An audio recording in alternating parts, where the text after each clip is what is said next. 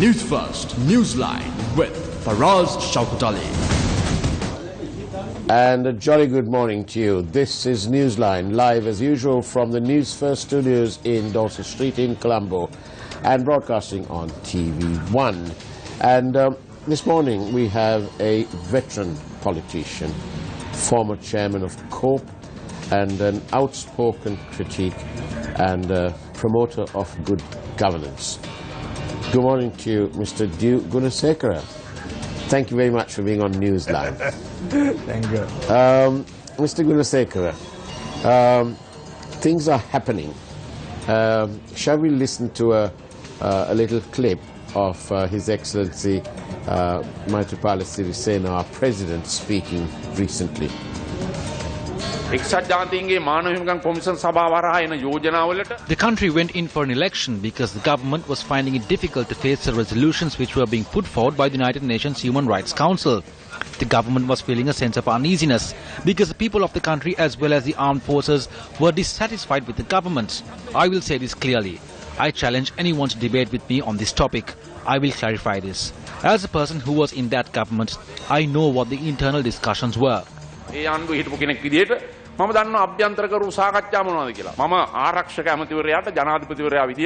the Minister of Defence and the President, I express great displeasure and contempt over the fact that 3 former commanders were taken to court. If there is an issue concerning the Ministry of Defence and the Avant-Garde Company, there is a way of investigating it. As the country's President and the Chief Executive of the existing Constitution, the heads of these units have a responsibility to keep the President informed of all matters. Independent commissions can argue that it is not necessary for the Defence Minister to be kept informed.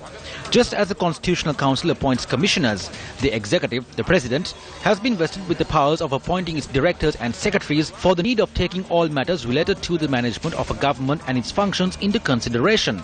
I must say clearly that when the former Navy commanders were taken to court by the Commission to investigate allegations of bribery or corruption, many people spoke about it to gain political mileage.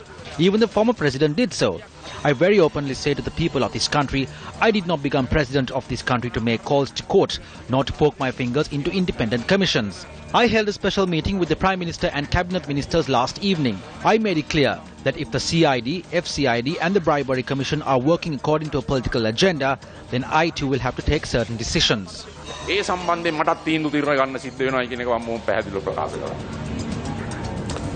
Powerful words from the most powerful man in the country, the President. It's about time he took control. What do you think? He's trying to put his foot down. He's trying. Apparently. Yes, he needs to pull the handbrake out on all sorts of issues. But it's good news because after all he is the Chief Executive. Yes. And we mustn't confuse, how do they say it? They mustn't confuse weakness for fear. And people's sovereignty. Indeed. So long as the external representative is there, yes, the people's sovereignty lies in him. Absolutely, absolutely, absolutely. And we see the President put his foot down, and he was very focused on not giving a new contract to the former governor of the central bank. And in his actions, he was really being reflective of widespread opinion that there was something amiss. And so it was good that the President had his ear to that the is ground. the talk in the town. That is the talk of the town. And maybe it reached the President quite later, belated. Yes, well, you know, he is a little bit removed from all of us. But that was good, drastic action.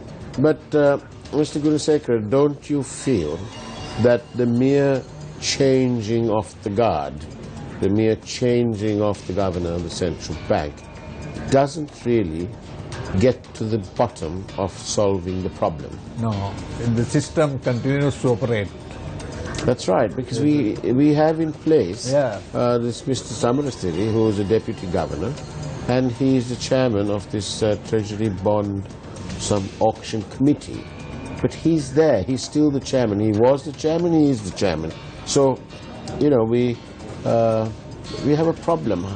why do you think that they're not changing these people or trying to have a better investigation? As far as, you know, immediately after the formation of the new cabinet, Yeah.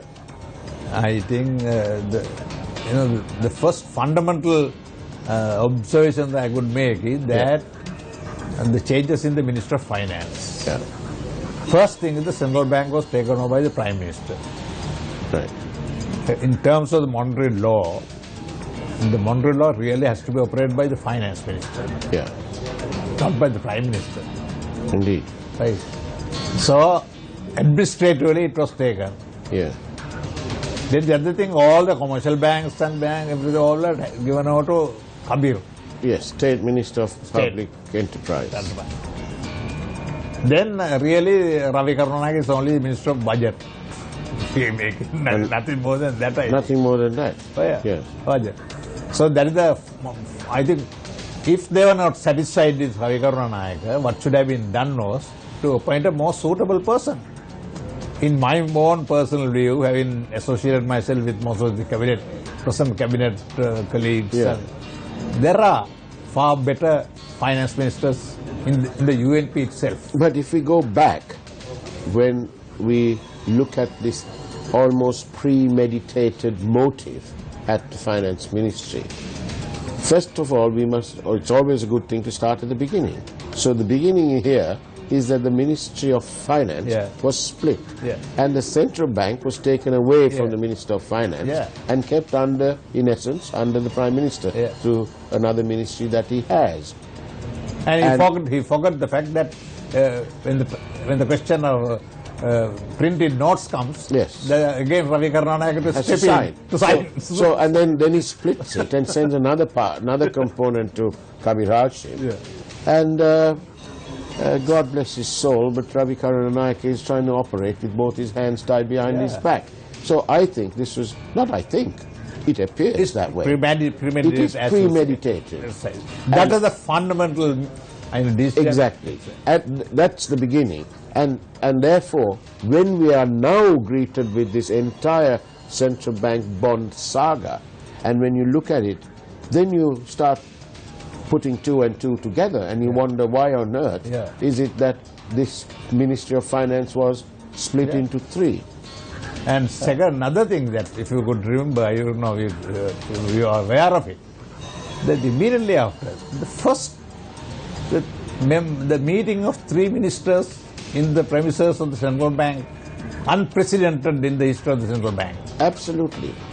You're talking about the discussion. Khalid Malik and that's right. And there you are. You've mentioned the magic word there. What was the legal standing, or the traditional standing even, of the presence of Mr. Malik Samaravikrama? Ministers never walk into central bank. The central bank governor comes to the ministry office. That has been the practice, the tradition. But what I'm saying to you is that even where it doesn't really matter where they met, but the point is, at that meeting, there was no role for Malik Samaravikrama at that time. When he was confronted and asked about this by the media, he said that he was there as an advisor. I've got no problem with this, but on what is his expertise? He was merely the chairman of the UNP at one point, and a businessman. What on earth is he doing discussing state funding requirements? The chairman and the general secretary. And in that case, they should have had all the leaders. And the leader, assistant leader, exactly. Deputy leader. All of them together. It's a nice cozy Nothing to do with the central bank. Nothing to do with the central bank. And now you see... They would have met at Srikota. Indeed. They should have met. They should have met at Srikota, indeed. Absolutely. Yeah. Could have saved a bit of funds there. But also, Mr. Dew, when these people meet and they plot this course of action, do you think that they believe that the people are dumb or are beyond understanding what is happening? Do they think that? Generally, they take people for granted. They take them for granted because they've safely got the Chanda Kole in there. It's already done and dusted. But then the people only have a tolerance level of so much. And all we have to do is look at what happened to the former president. They voted him out. Who would have thought that? Did you ever think that? Did you think that the former president will be voted out of office? I must confess that I was the only person, member of the cabinet, who advised him not to. Now then, we have a viewer saying something here. This viewer says that MR distributed power amongst the brothers. The Prime Minister is concentrating power under himself. Which is worse? All same, come the same thing. All same. Sorry, this cough won't go away. But there is a deep and profound disappointment, isn't there? You see, the people of our country, we voted in the majority on the basis that there would be this Yarpalana government, a change for the better. And it appears from the latest statements from our president, and he's the one with the clear mandate, nobody else. Yeah. It appears that even the president is now not satisfied with the way, the direction this country is heading in. Does it worry you? I think, but I really worry in the sense that this might lead to anarchy. Is it as serious as that? I may lead me, and that's why I say a word, put the word lead, it might. It might. Unless it's arrested. Indeed. Yeah. Because politics now, for instance, there is a coalition government. Yeah. The first time we are experiencing it, first experiment. There had never been a SLFP, UNP coalition, so that is one thing. Then the executive president has, frankly, he doesn't have a majority either in the parliament or in the cabinet. But he has factor number two. But he has the people. But he has people, yeah. certainly. But even as far as the operation of part of it, of course, that they are the strength comes in. The strength, the balance of power. Yeah. Within the parliament, within the cabinet. And you may tell, but you know, that working, yeah. He feels it, he knows it, he feels it. Yeah. Right? And that's being exploited by other people for their own ends. You by other people, you mean the Prime Minister? Rather. Yeah. So now it has come to a point, the bursting point, and that's why the President has come with statement. Yes, because there is when you see this regular troop or procession of people who have been taken to the CID, Press Effect, to the Bribery Commission and to the FCID, people expect something to happen. They don't expect these people to troop in and troop out via the Colombo remand prison. I as an ordinary citizen of the country, having, if you peruse all the newspapers last 2 weeks, I formed the conclusion that the country is being run by the Prime Minister and not by the President. That is the impression that I got, and it has been confirmed by the President's own statement today. But do you think? But it's welcome news, isn't it, that the President is taking? I welcome it. I don't know. What, you're a former parliamentarian? Yeah, my cabinet colleague. Indeed. Tell me, cast your mind back when you were chairman of COPE. Why did they dissolve Parliament? Is it anything to do with your report? Still, there is a problem I'm trying to probe into as to why and how, because I never expected, even the day when the rumors start floating only that I telephoned the speaker. The speaker said, no, not to my knowledge. So I went ahead with that. That day we had a COPE meeting. And I want to, because the speaker made a statement to Parliament that Pope Shaman should at least produce an interim report to Parliament. Right. So therefore, in keeping with that, then I summoned, we prepared the interim report. Then unfortunately, only 3 members were opposed to it. He says, no, we are not in favor of producing an interim report. Then the 3 were on the other side. So I didn't vote to use my casting vote. Yeah. But 3 ministers presently in the cabinet, they failed to turn up on time, to sign it. Right. Then I telephone, the speaker says I am unable because this is the question. And few minutes later, I got the information that Parliament is to be dissolved. I tried my best. The previous night I went till 11 o'clock in the night, in the Parliament. In the history of the Parliament that we were working till 11 o'clock in the night with the staff in order to produce the interim report. Had that interim report been produced, of course, nothing would have, today it would have been... Well, we would have prevented the second bond issue from being a catastrophe. The President, everybody wants him to act the way they want him to act. But it's clear that this President is maintaining his own and unique style. He's watching. He doesn't seem to want to jump into the fray straight away. He observes, he watches, he gives a little pronouncement here and a bit there, and reins them in, but nothing happens, and then he takes action. Good news for us? Yeah, so it comes to my mind, when the situation that President Premadasa faced. Yeah. In Sinhala, President Premadasa said, "Mata janadipatuma dunne dekona pattu na vilakwa." Burning from both sides. Both sides, okay. War in the north and war in the south. Oh, okay, okay. You'll be shocked to hear that situation was very grave at the time. And the President wanted to have a communication with the Mrs. Bandaranaike. I see. Right? Because she commanded at least 30% or 35% of the electorate. Of the vote, yeah. But she has been sent out of the Parliament. Yeah.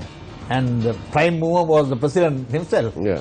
So no one was prepared to mediate, to bring them together. Yeah. And your friend, I think, must be Shahul Hamid, former Minister of Foreign Affairs. Yes.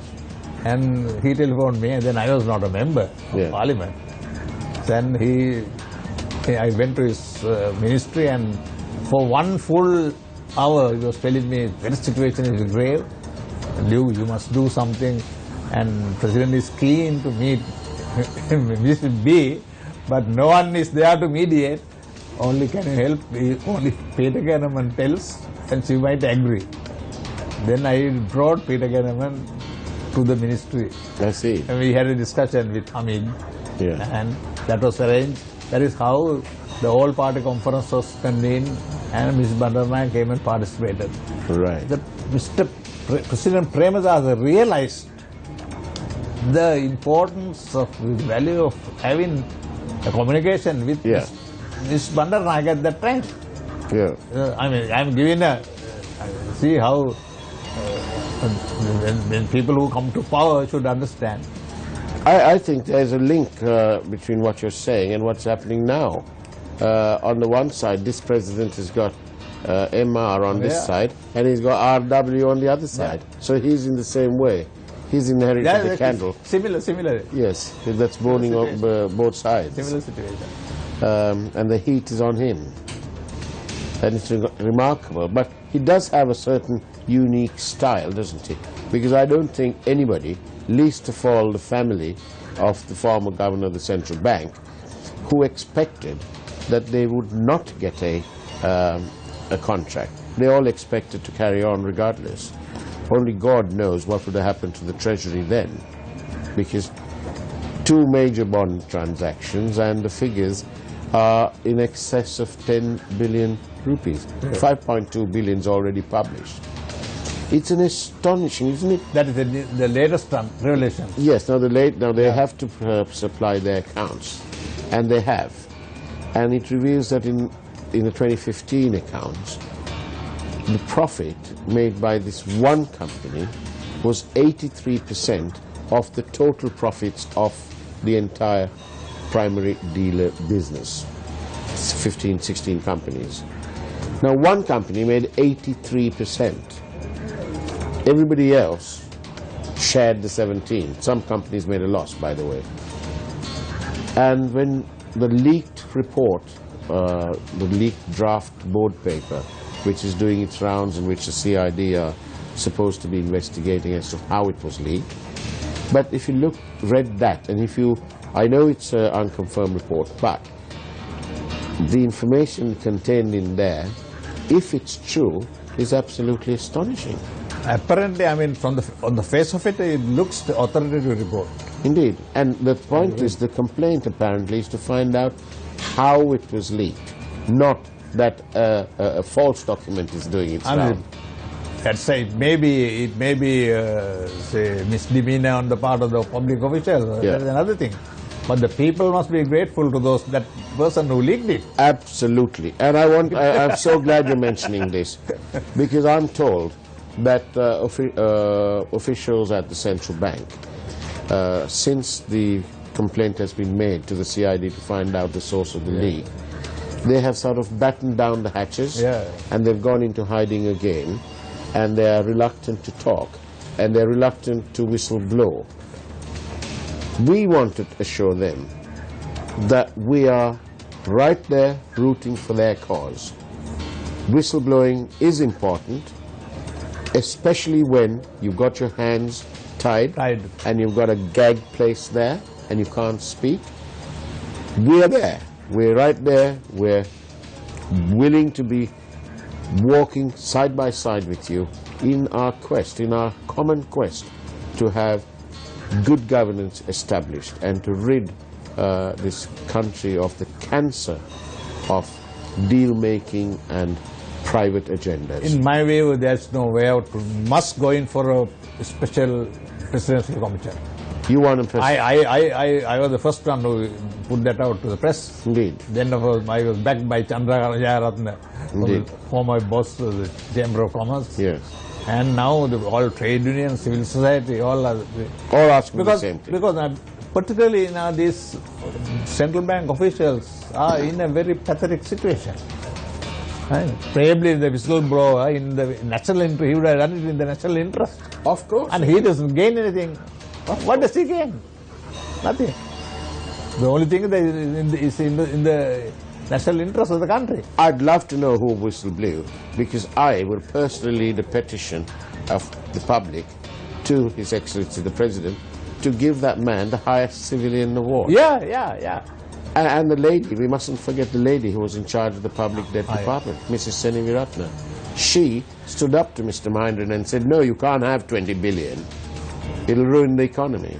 So he said, oh, all right, I will do 10. No, I know what transpired. Of course, I'm telling the wrong person, because you know everything. So shall we? Will you join us? Shall we write a petition? I have the greatest regard for that lady. Wonderful lady. Great lady. Shall we? I never expected.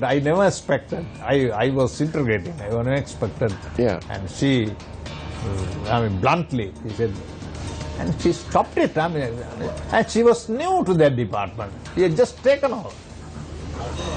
She was no jellyfish. Yeah. She had a backbone. And she put that in writing. Wonderful lady. Few words and put the signature. Do you think we can get her on the program? Bhagwan? Do you think she'll come on this program? No, she's working there. She's working. Well, that is why I say all these things will come to light if a presidential commission is there. Wonderful. That is the only way. There's no out. They'll be emboldened. All these officials in the central bank. Men and women of high integrity. Absolutely. There may be high intelligence and professional training. Central bank is the one with the cream of the intellectuals in this country. Central bank. Yes. Cream. That's why always, when the governor, sometimes they select the best man from the public service to it. That's how A.S. Jawad and various other Central Bank people also went there as governors. Correct. Rajapatin, I can remember, Commissioner of Inland Revenue was the governor. Central Bank has to be protected, has to be... Shall we write a letter to the President? Yes. Shall we write and ask him to consider appointing Mrs. Seniviratne to give Mrs. Seniviratne some high civilian award? No, that will maybe upset the whole apple cart. Why not? I mean, she's... That has to be done by after the probe. After the probe. You see, this Not is the before trouble. the probe. Sometimes they're writing off taxes in terms of these cars, the import duties. They're writing off various fines whilst an investigation is going on. That's not on. You have the power, but that's an entirely different story, which my colleague Bandara Jayasekara and Mr. Kolituaku took to the air this morning, all about these duty-free and concessionary permits. Actually, I thought that they were allowed to sell them until I heard the program this morning. Until you told me, although I was a minister, I was not aware that that's been allowed. Well, there was, I remember during the last government. I was under the impression that, that bar. Yes, you had to keep it for 5 years. I remember when I got the first thing, the Parliamentary Affairs Ministry issued a letter. Yeah. That is the letter of authority. Yes. The permit, really the permit. The permit. There, the last paragraph is that this cannot be sold for a period of 5 years. Can I ask you now? Yes, that's what everybody thought. Let's see. The Supreme Court will rule soon. Sorry. Is your CORP report, because you know what you wrote in there, and the leaked report from the Central Bank, is it about the same? Now my report, of course, it will be almost, it will be annexed to the new CORPS report. Oh, that is really? what I heard. Okay. The new, I mean, I have still confidence in the present new chairman of the CORPS report. He was there with me, and I used to come well prepared and study subject and used to question and integration. When number of ministers and others who say who the best, whom do you think that best to be head the CORP? Yeah. I mentioned Mr. Hanuneti. Right. In fact, even I told JVP leader, don't put obstacle, allow him to move. I mean, let him take over. Yeah, take over. Now, I think what I heard from there is that they took a decision to incorporate not my report. What is important is not my report. The oral evidence running into 449 pages. Right. Verbatim report and evidence on oath. Right. Very important. On the Bible. You made the right point that under oath. Yeah, under oath. That can be, no one can challenge that. Can I ask you this question quickly, just before we finish?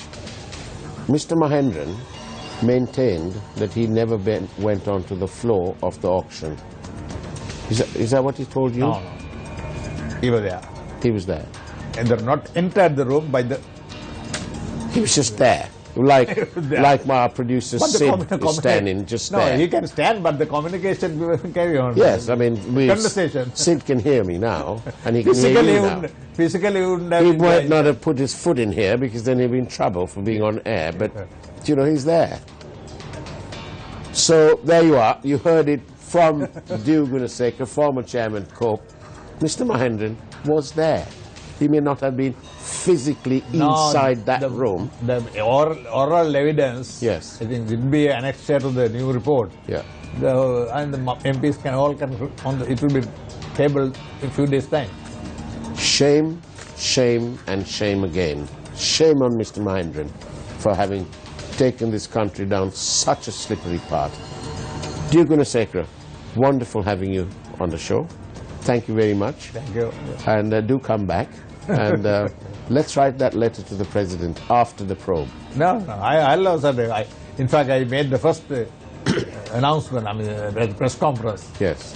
So there's no way out, because you can't now, I mean, judging by the revelations, recent revelations. Yes.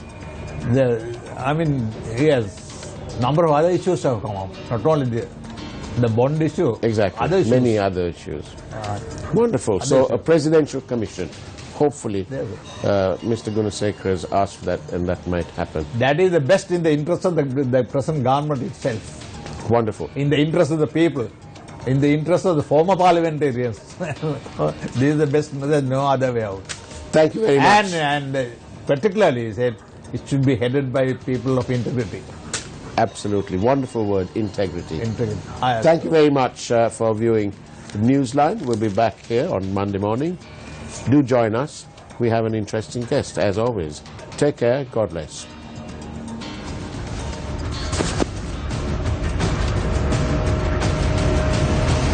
News First, Newsline with Faraz Shaukat Ali.